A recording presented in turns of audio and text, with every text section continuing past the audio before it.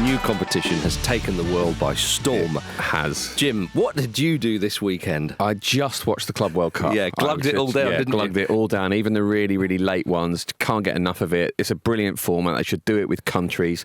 The original Club World Cup format, it's easy to forget, was all Silvio Berlusconi's idea, so I think we need to thank him. I think we need to thank Uncle FIFA himself, Gianni Infantino. I think we need to thank Speed for bringing it to the masses. It's brilliant.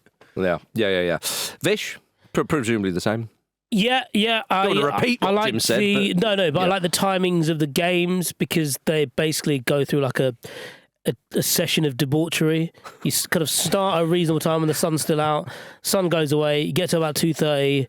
I need a hit of something to keep going. Yeah. Bang! You've got Al Halal here against someone else. Exactly. They've really they've thought about it for the Caners and the Wreckheads, haven't they? They've timed it really well. Yeah, indeed. Yeah. Well, what am I going to do today at 11 p.m. on a Monday? I need something to... Boca Juniors Benfica. Get that, be a hooter. Exactly.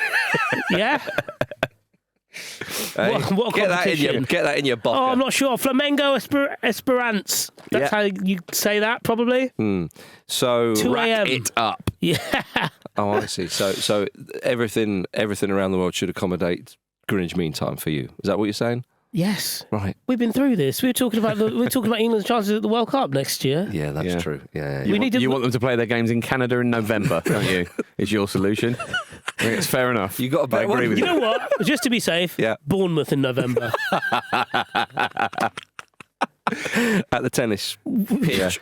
What are our boys going to do next year? It looked sweat. Painful yesterday. And on Saturday. I did look at that, particularly PSG Atletico, which we'll come on to in just a sec. Our man Andy Brassel was there.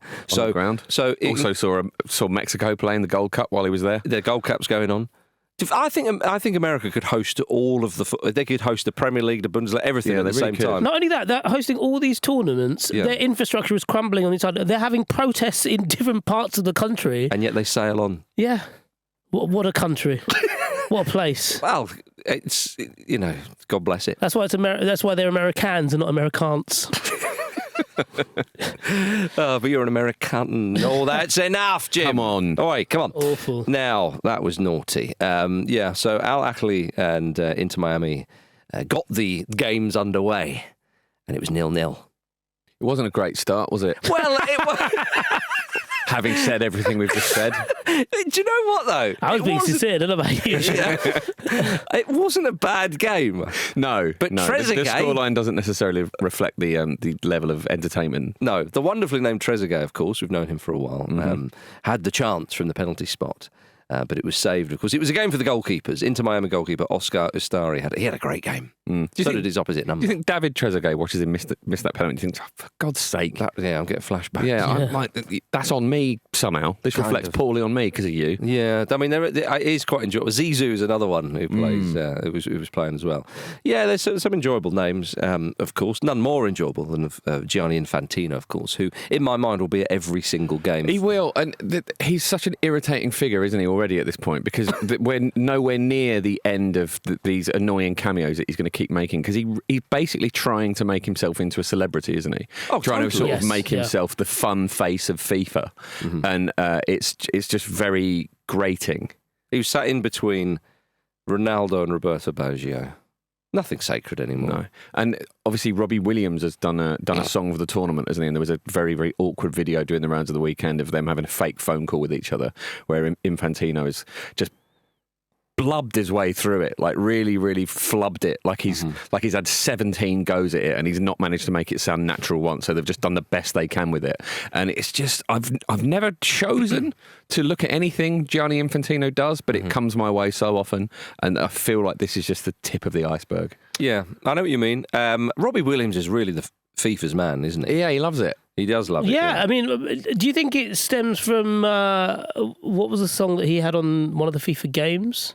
Oh, Do you think that was the...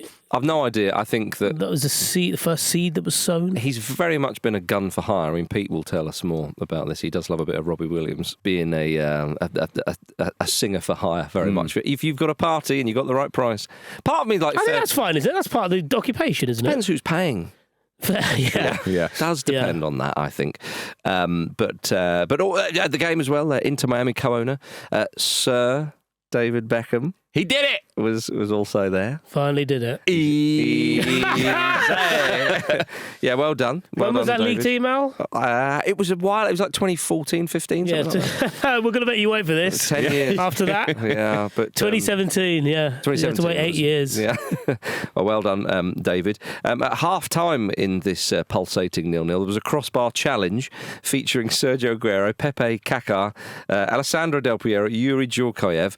Well, I mean, that, you know, Not if a you're going to bad do lineup. it, an iShowSpeed. And there's a point, right? Who is it? What Polaroids has he got of who? No.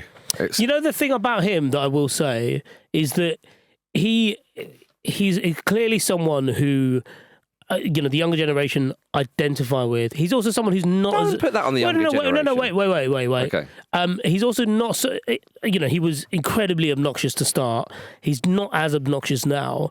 But the thing that's most depressing about that is the fact that players like Del Piero, Aguero, all of them, Djurkaev, Pepe, Kaká, are so available to this sort of like bullshit. yeah. This novelty nonsense. But I get it from like their point of view. Like, Yeah. you know, I mean, I hope they got paid a shitload to do it. Oh yeah. But it's all all rather unedified. Speed is an interesting study, I think, in this case, because I think he essentially embodies the target audience that they're trying to get with this tournament.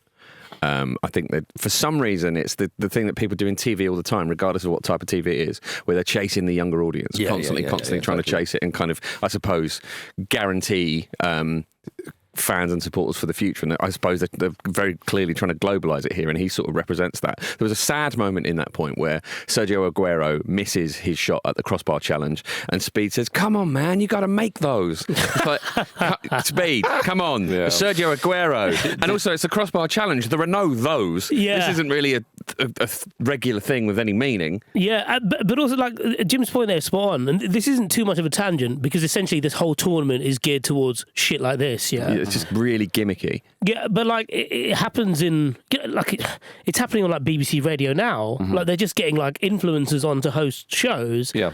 And this is just a really kind of in your face thing we love version of that. Yeah. Did you like that Pepe? He missed his effort by about 6 feet and hit a fan in the face with the ball. Did he miss his effort?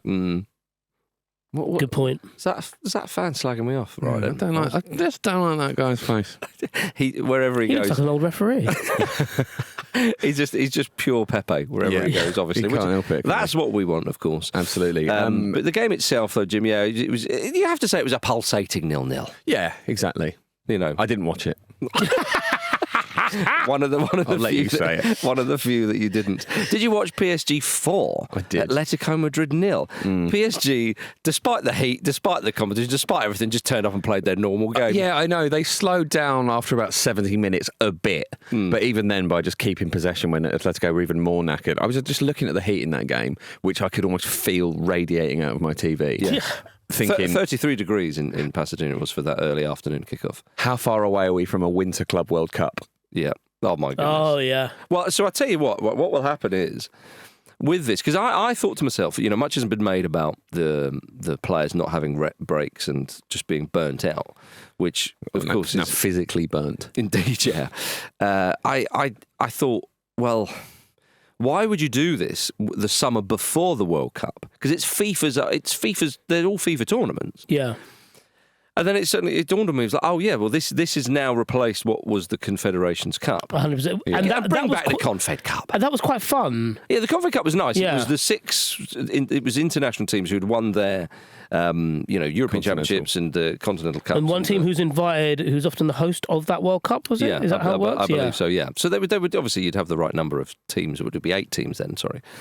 And so the holders, the hosts, and all the rest of it. And it served a purpose in both ways, because it was often hosted by the country that was going to host the World Cup. That's right. Well, that's how it sort of went. Yeah. Yeah, and so you'd kind of work out the logistics of crowds and stuff like that, and you also get a flavour of the local fun. culture, test event, yeah, all that kind of exactly, stuff. yeah. I mean, that hasn't been around for a few years now. But this is what will happen: is when you host the World Cup, this comes as the package. Yeah. That you will have to host the Club World Cup. I mean, they're already talking about doing it every 2 years, aren't they? So it might even be a continental thing at one Yeah, point. I believe we are going to talk more about this on the mailbag tomorrow, everybody. That's right, you hear it right. Today is Monday, but we've got a new summer schedule for you. And so the mailbag will be out tomorrow. We're going to talk more about all this kind of hosting stuff and logistics around World Cups and Club World Cups and so on and so forth. But back to PSG, Atletico.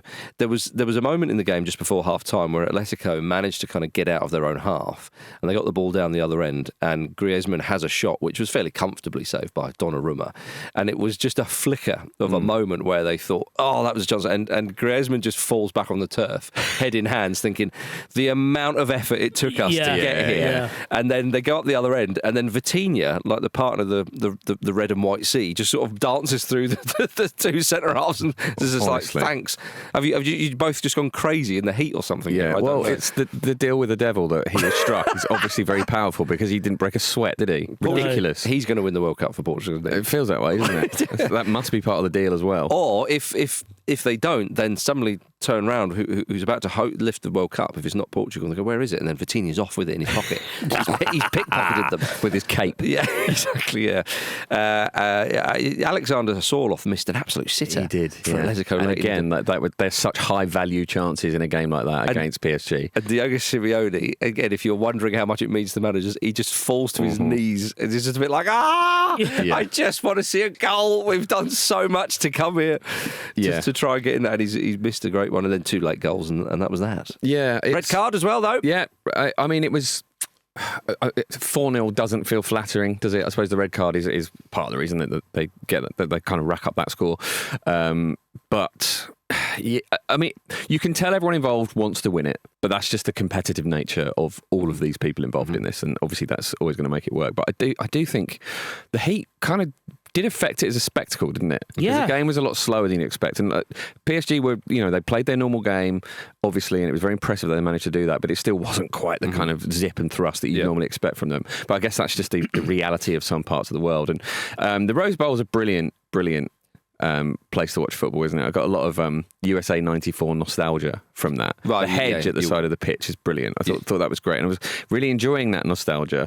And then I realised that they were bringing out each player one by one and announcing it in a kind of basketball-y way that doesn't really work in football. And there is so much of this gimmicky nonsense that even a few days into it that is actually sort of getting in the way of it a little bit. The way FIFA are kind of approaching this with all these gimmicks and this seeming lack of understanding of what it is that makes football interesting reminds me of probably my favourite overheard conversation I've ever had.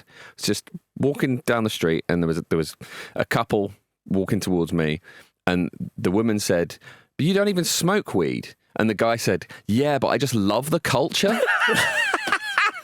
And FIFA feel like that to me.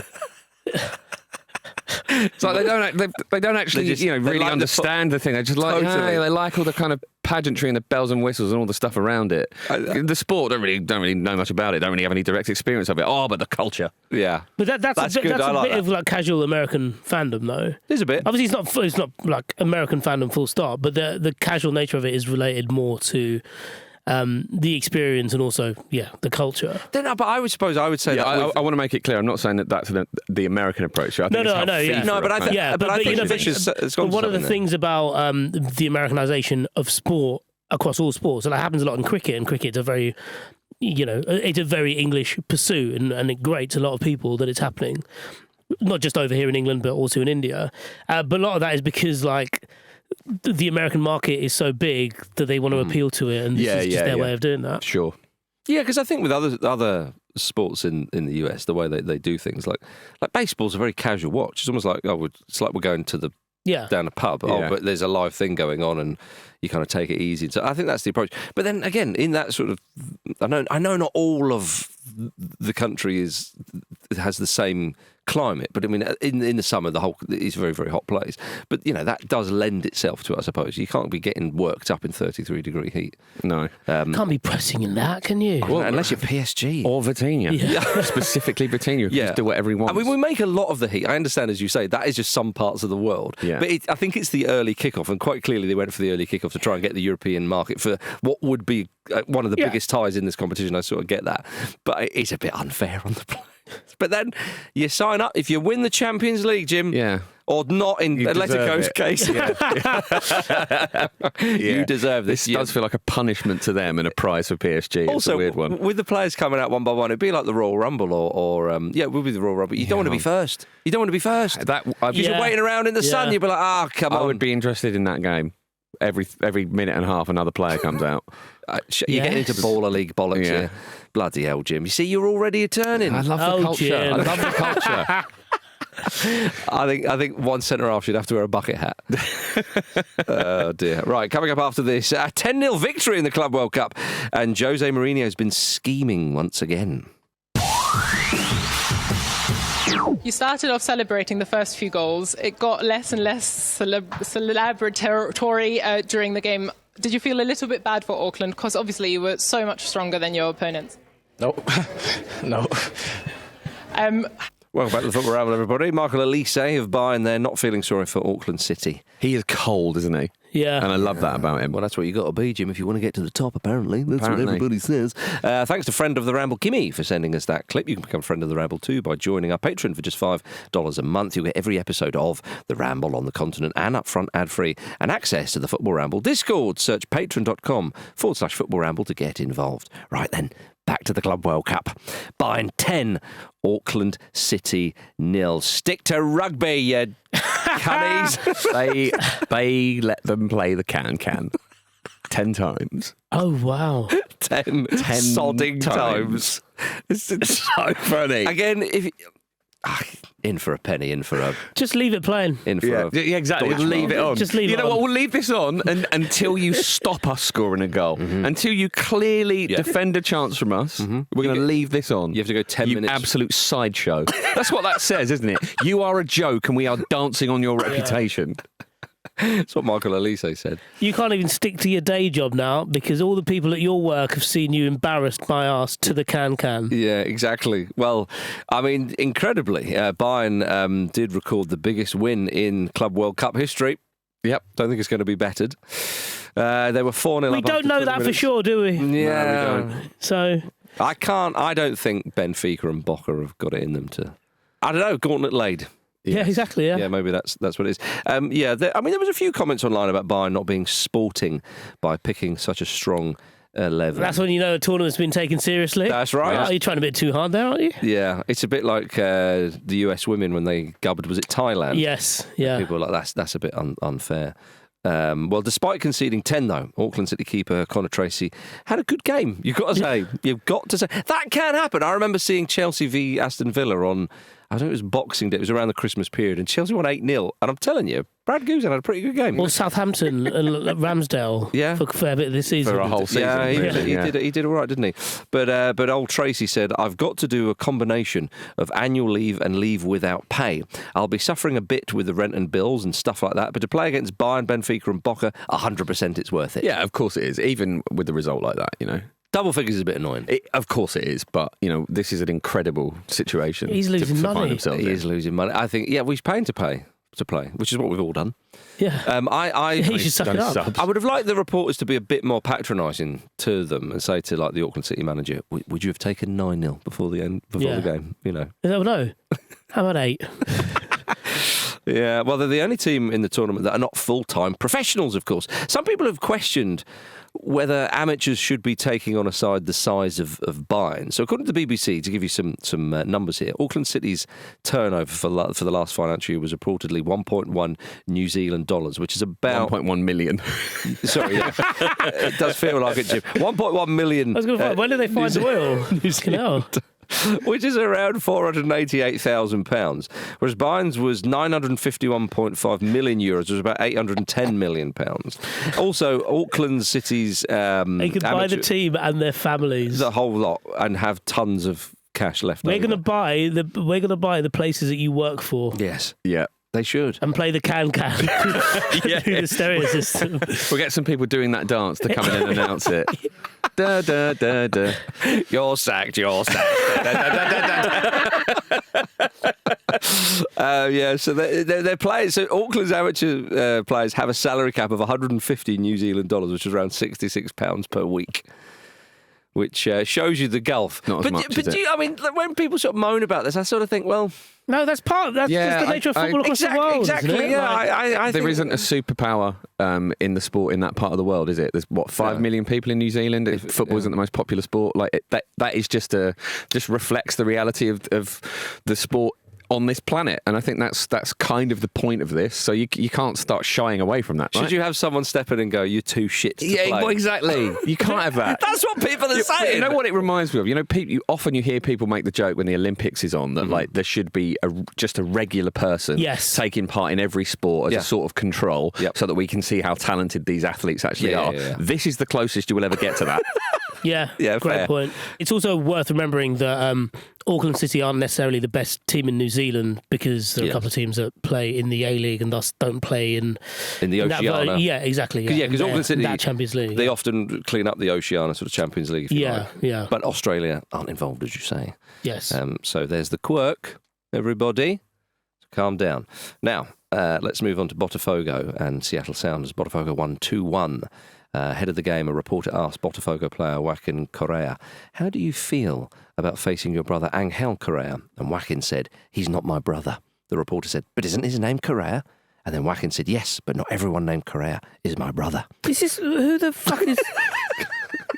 This is amazing, isn't it? They found a reporter who doesn't understand surnames. Is that genuine? Yeah, that happened. What's going on? It can't be that hot. This whole thing is amazing. This whole tournament is fucking ridiculous. I know. But the rest of your family who own Campbell's Meatballs, they watched it, didn't they? Stunning stuff. So that's the level that you've got going on here. Are you related to Speak and Speller? It's like every single decision that's been made in this tournament is just the first thing someone suggested. Yeah. It's like Freed from Desire being the title music. Yes. Yeah, that's really obvious. Yep. Should we get some gack? Brilliant. Meeting done. Robbie Williams is already here. He's got the same surname as you, probably his brother. Is he? No, just he's his brother. Yeah, that's ask right. him. Yeah, just ask him now. There you go. You see, that's how it works. That is ludicrous. Stunning stuff. But it's a shame for Seattle. Loads of people would have the same surnames in this competition. Yeah, you would think so. A real family affair. It's a bit Yeah, weird. exactly. But Botafogo, they beat Seattle Sounders 2-1. They did. That happened. Shame for Seattle because they're a good support. They did, and they were in their home stadium, of course, Yes. which is potentially a huge advantage. Nice to see former Man United man Alex Telles. Yes, absolutely. For Botafogo. And generally, Botafogo are a very interesting proposition here because they're current Brazilian champions and they're current South American champions as well. So obviously, this is in that part of the world in particular, this is being taken very seriously as it always is. And you'd imagine that the expanded format of it will be very interesting to them. So do we sound patronising when we say, well, they're going to take it seriously? Suggesting that European teams might not. I think that I do think the European teams are taking it seriously as well, but I think actually traditionally they haven't so much, whereas in South America There's an extra it's always been seen as an important thing. there's an extra edge for the South American teams, you're right, because they feel like they've got something to prove. Yeah. You go back years and years to when you had, say, one-off games between the South American champions and the European champions.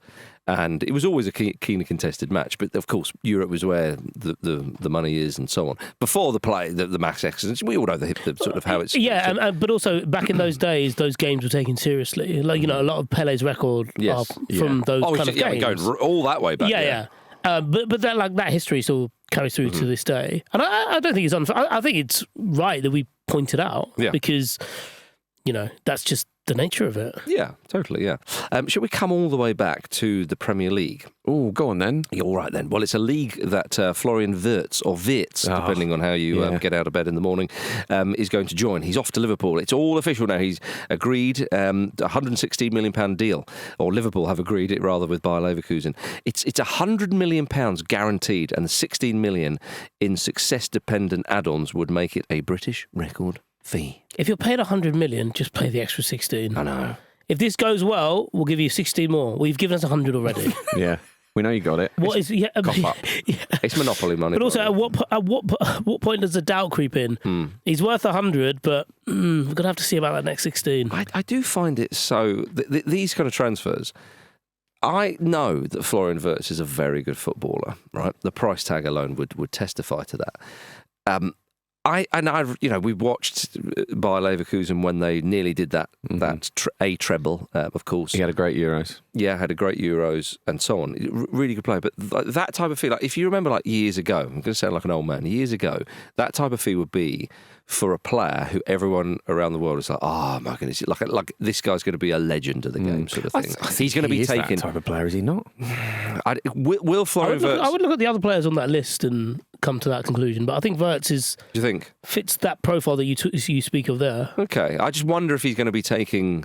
if he's going to be partaking in the crossbar challenge in future Club World Cup. I think that's what his trajectory is, for sure. That's his aim. That's his. Well, like if he does enough, that's the goal to secure that extra 16 million for Bayer Leverkusen. Yes, and come on at half time, mate.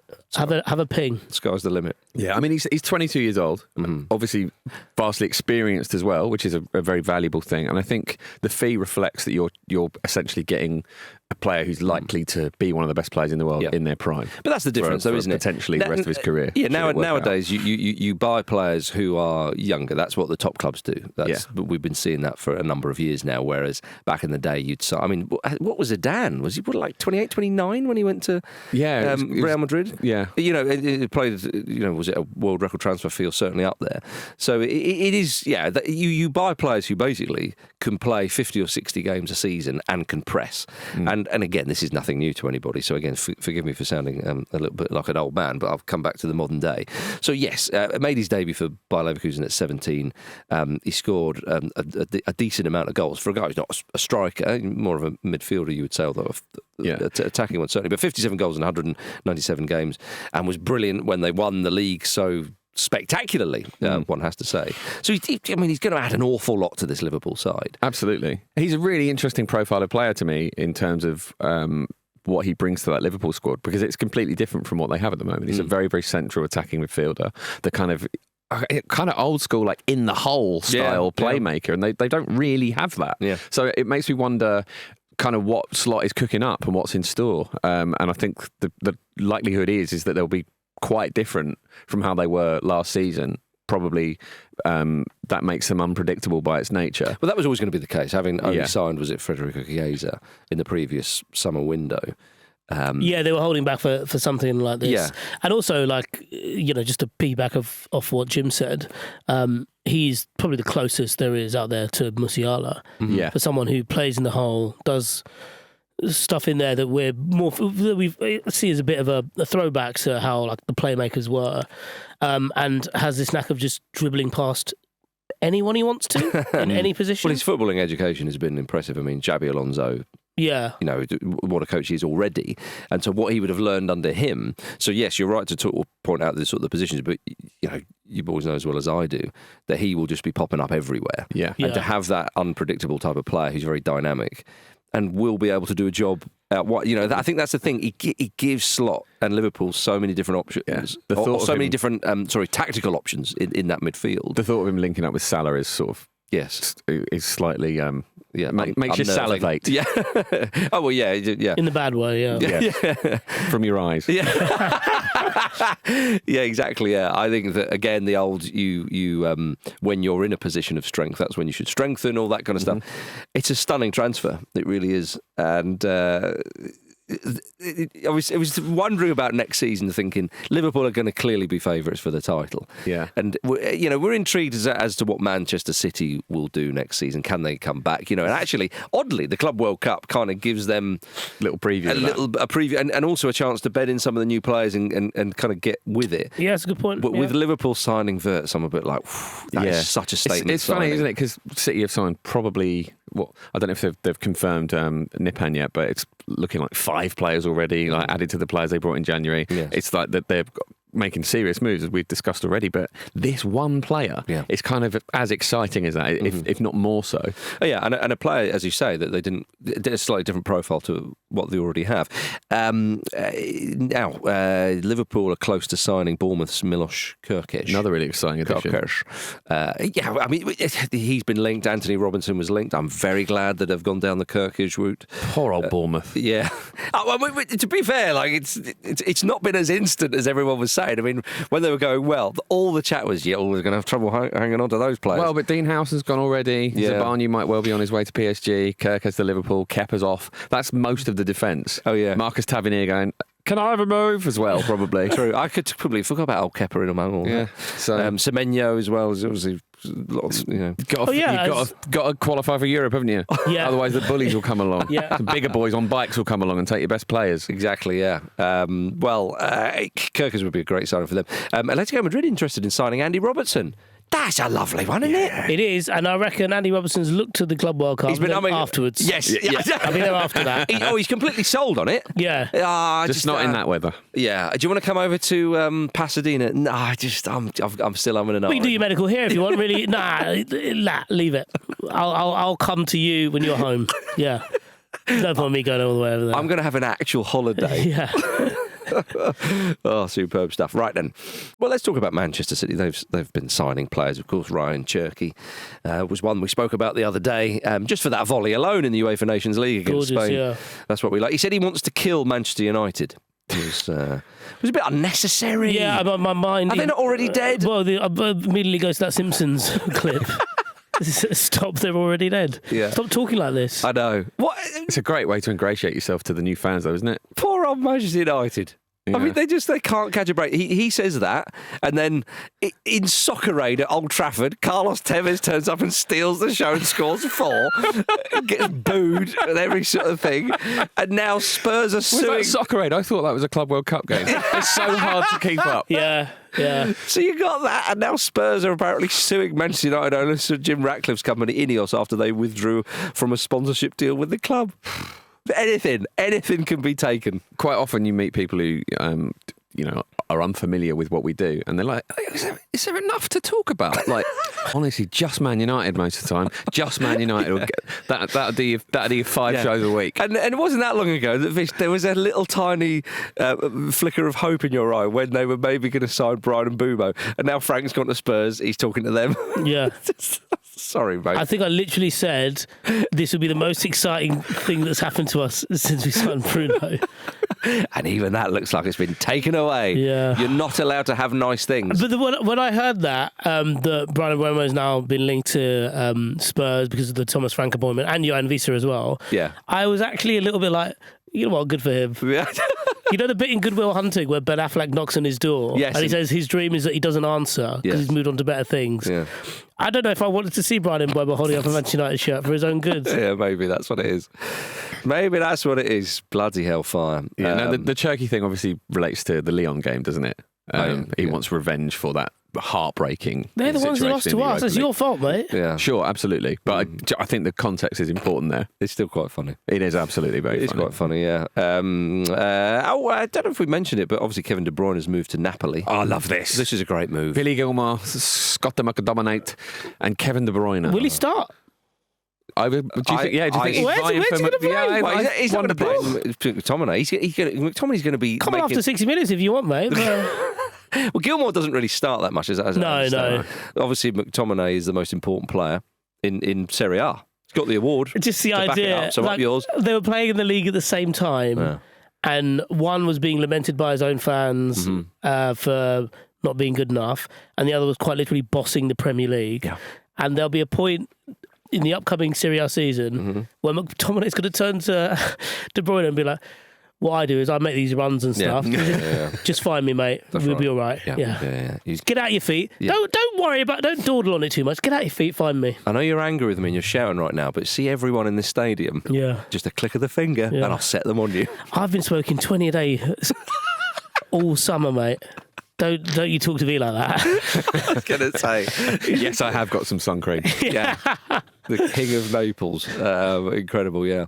I mean, he will do. I mean, McTominay... I'm basically fueled on limoncello right now. Absolutely right. Well, McTominay making those late runs into the box, De Bruyne's just going to pick him up. De Bruyne should have a lovely old time there. He should, yeah. I know that in the early weeks of the season, we were talking about the heat and so on. It might be a bit warm down there, but it'll soon cool off. And I mean, that's a great signing for Napoli. It is a Bearing great in mind, signing. they are the champions, and you have to do something. We With got Lukaku there as well. Exactly, They're good yeah. mates. But, I mean, this seems like a lovely old time to us from the outside, doesn't it? But it's a pressure cooker environment. It's very, very intense. It is, and to better last season is or equally is going to be very, very difficult. But getting in one of the standout players in world football for the last how many years? I understand he's a little bit older and so on. But that's kind of what makes it so great, isn't it? Because Yes. that is demonstrably a midfield that can cope without him. So that's a little sprinkle of like top quality. But there's so much romance in this because you remember he was being linked to Saudi. That's exactly what you want to see a player of that size go to such a huge, massive club like Napoli, who of course are the champions. It's not like they're mid-table or anything. I love it. I absolutely love it. Yeah. And I'm really looking forward to seeing him play there and link up with Scott McTominay, who of course got the better of Kevin De Bruyne in his last game for Manchester United when they won that FA Cup final.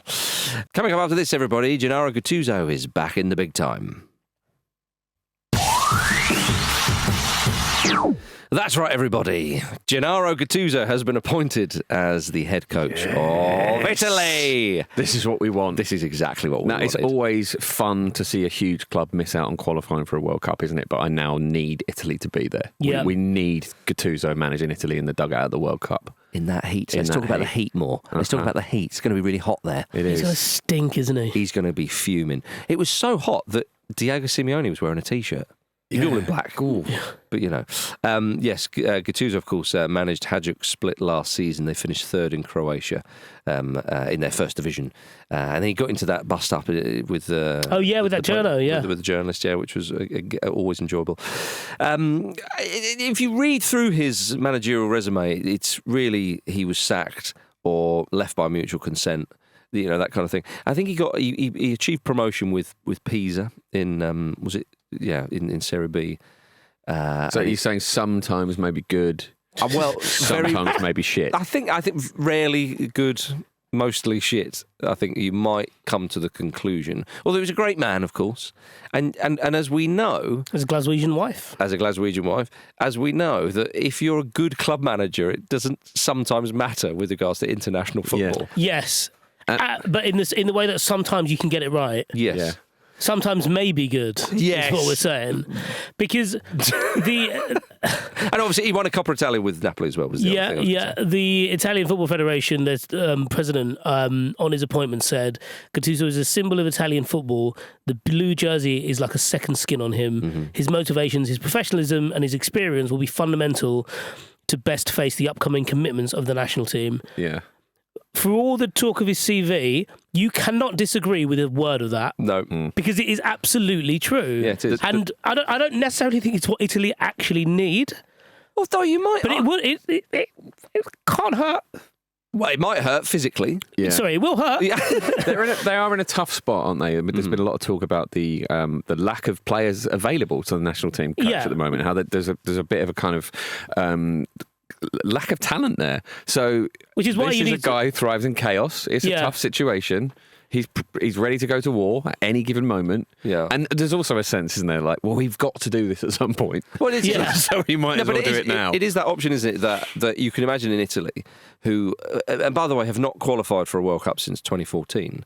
And the last That's time mad. it is, and they've not made it out the group since 2006, which is, of course, the year they won it. Yeah. Which, you look at that, and Because they won the Euros, obviously, you forget about that, of don't course you And do, yeah. Well, that's the crazy thing. They won the World Cup that year in 2006, of course, famously, and then they have won a European Championship. So they've won 2 major trophies. You'd take it, wouldn't you? As a nation, you'd take it. Absolutely from right. Where we're sat. Yes, but unfortunately, it's not on offer, Jim. But if it was, we would certainly take it. But for We'll a country, try, but it will be too hot. for a country that has been one of the great international teams since football began, it is a poor record with regard to qualifying for tournaments and how they've performed, other than the anomaly of Euro 2020.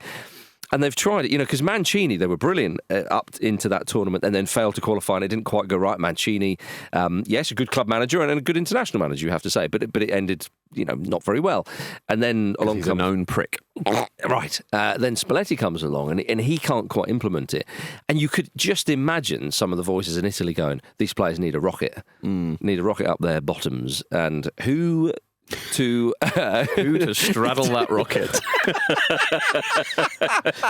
This is the man to do it. So I have no idea how it will go, but I'm genuinely intrigued to see. Because if international football is largely about fostering the spirit, trying to tap into that, trying to galvanise people, it's an enormous opportunity for Gattuso. Because, as I say, managing in the Croatian First Division last season, with all due respect, it's not one of the big leagues in Europe. So it's a chance for him to kind of almost like rebuild his reputation in Italy, because he has managed Milan and Napoli. But, violence could be seen. So there we are. Right, tonight there's some more Club World Cup action. Chelsea playing LAFC. Hugo Lloris will be in goal for LAFC, which is quite enjoyable. Olivier Giroud will be in the squad as well, the former Chelsea man. Lloris, last thing he wants to be doing is picking the ball out of the net to players in blue. But Chelsea will be there's something about this competition which I just feel like Chelsea of yesteryear would win it somehow. Yes. Yeah, and I don't know what I think they can do something. I do as well. Do you know what I mean? Yeah. Why do you think of yesteryear? Well, just because Chelsea, whatever was going on at the club, they would always win. They did win a trophy like about 2 weeks ago. No, they did. Which is why I'm thinking that they could do it. But if you look at this Chelsea squad, it's clearly inferior to Bayern, PSG, Man City, Real Madrid. So it might get to the point though where in the latter stages it's can you be asked? Yeah, could be. And they probably could be. I think Liam Delap could be. See, Maresca's been talking him up, hasn't he? Future England number 9 and all that. So. Getting in our slipstream. Well, you said this at the start of the season, I think. I said it before anybody knew who Liam Delap was, even him. Even his dad. There was a bit. England number 9. Is it definitely his dad, or is it just another man called Delap? That's a good point. It's his brother. That's it. Yeah. Boca Juniors play Benfica. So I nearly did it there, didn't he? Yeah, I nearly did. All right then. It's Boca Juniors play Benfica. Just it's all right, isn't it? R.I.P. Yeah. To play. Oh, he is dead, isn't he? Yeah. Did you see that a lot of Boca fans were seen at the rides at Universal Studios on the weekend, and they were chanting Boca songs as they were sort of going around? It was great. They love it, don't they? Definitely. They absolutely love it. Like being on a roller coaster isn't brilliant enough. They've actually managed to add to the experience. As it goes round. Oh dear. They were also seen partying on Miami Beach. Mind you, the shithousery with Boca and River will never end. A plane flew overhead with a banner reminding them of their Copa Libertadores final loss to rivals River Plate back in 2018. It read, "R.I.P. You died in Madrid." So there we are. It's about, I say the little victories. That was quite a big victory. Yeah. And it was ultimately disgraceful why it had to be played in Madrid. But there we are. So the fun never stops at the Club World Cup. River Plate themselves, of course, playing Urawa Reds, as I believe it's pronounced, in their opening game of the tournament. I tell you what. Let's see what the Boca fans have got for them. Well, indeed, Jim. I want them to face each other. Yeah, that'd be brilliant. Then we'll see what... Although they might never do the tournament again. Yes. I see. Yeah, we talk about how in the US they're hosting all the football tournaments at the moment, and it's an incredible operation. Have you had that spanner thrown in the works yet? Yeah. Trump security teams, that'll test you.